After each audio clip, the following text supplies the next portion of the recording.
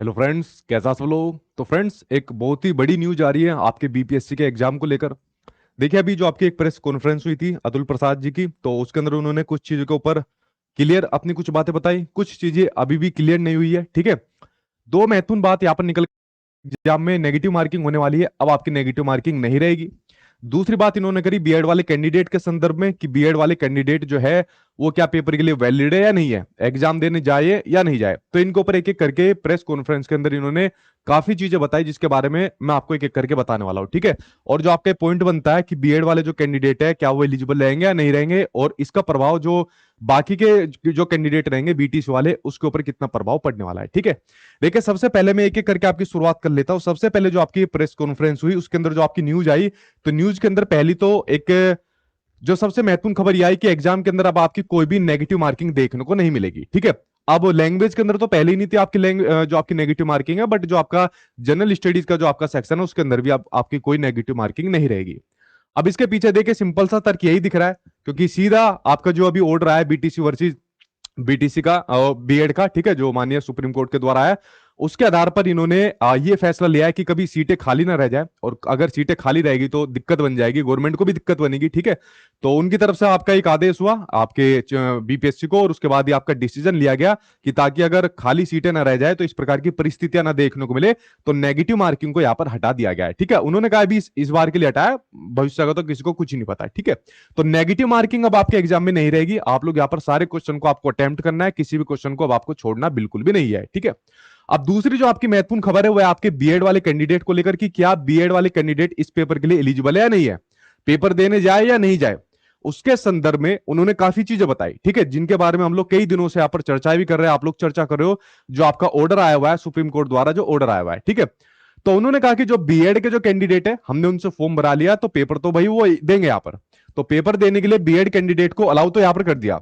But उसके बाद उन्होंने कहा है कि जब उनका परीक्षाफल आएगा, यानी जब उनका डॉक्यूमेंट का टाइम आएगा या उनके काउंसलिंग का जो टाइम आएगा, उस टाइम पर हम उनका वेरिफिकेशन करेंगे उनका डॉक्यूमेंट का। अब ये थोड़ी बात मतलब असमंजस में पड़ने वाली बात है, ठीक है, कि उस टाइम पर जो एनसीटी द्वारा और जो राज्य सरकार द्वारा जो भी दिशा निर्देश होंगे उनको हम लोग मानेंगे।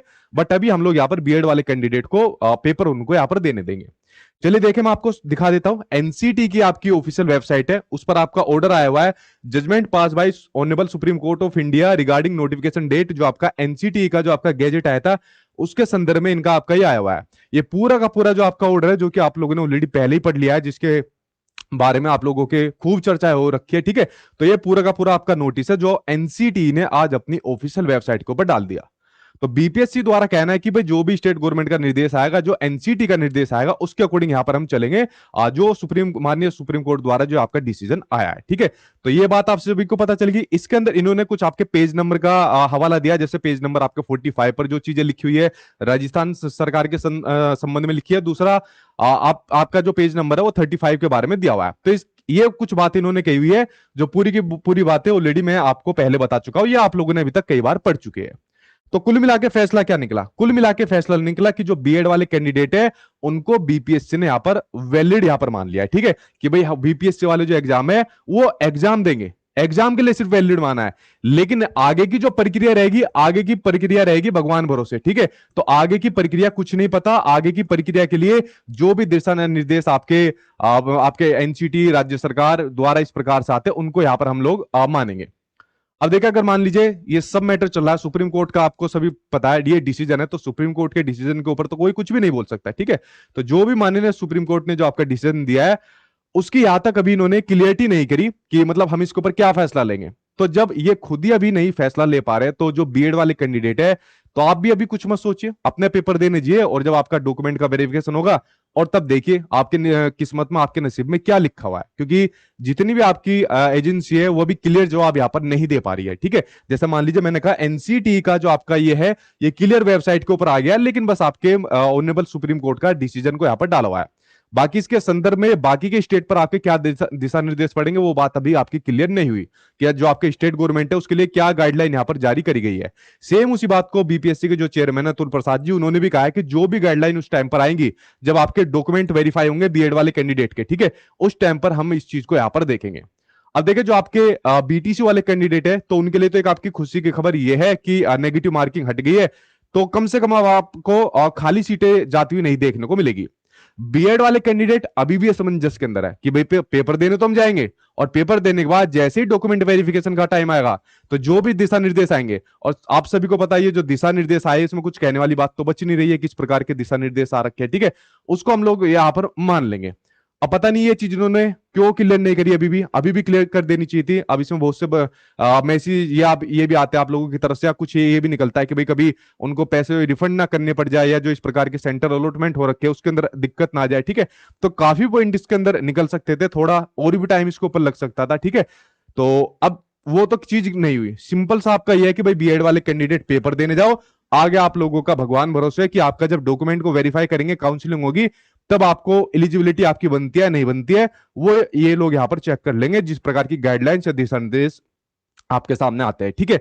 तो ये बात आपके बीएड वाले कैंडिडेट के संदर्भ में रही। उसके अलावा बच्चे पूछ रहे हैं जो हमारा फर्स्ट अटेम्प्ट है क्या वो बेकार तो नहीं हो जाएगा। देखिए एग्जाम से पहले 24 से आपके एग्जाम है, 24 25 26 आपके एग्जाम है, उससे 2 4 दिन पहले तो आपके दिशा निर्देश आ रहे कि नेगेटिव मार्किंग यहां पर नहीं होगी, ठीक है। इस प्रकार की सिचुएशन बननी है, तो ये फर्स्ट अटेम्प्ट बेकार होगा नहीं होगा ये भी छोड़ दीजिए, इसके ऊपर कोई चर्चा करने वाली बात नहीं है, ठीक है। तो कुल मिला के जो आपकी जो प्रेस कॉन्फ्रेंस है उसका रिजल्ट यही निकला कि पेपर में से आपकी नेगेटिव मार्किंग हट गई है। उसके अलावा जो बीएड वाले कैंडिडेट है पेपर देने चले जाइए, लेकिन डिसीजन वो होगा जो उस टाइम पर गाइडलाइंस या दिशा निर्देश आपको देखने को मिलेंगे, ठीक है। और डिसीजन आप सभी को पता है माननीय सुप्रीम कोर्ट का आपका डिसीजन है, किस प्रकार का वो डिसीजन है, ठीक है। तो अभी भी मतलब खुद क्लियर जवाब यहां पर नहीं दे पाए जो चेयरमैन साहब यहां पर उनको जवाब देना था, ठीक है। तो फ्रेंड्स आज की वीडियो के अंदर मुझे यही बताना था आपका कि पेपर की तैयारी आप लोग जो कर रहे हो नेगेटिव मार्किंग को हटाकर आप इसकी तैयारी करना, ठीक है।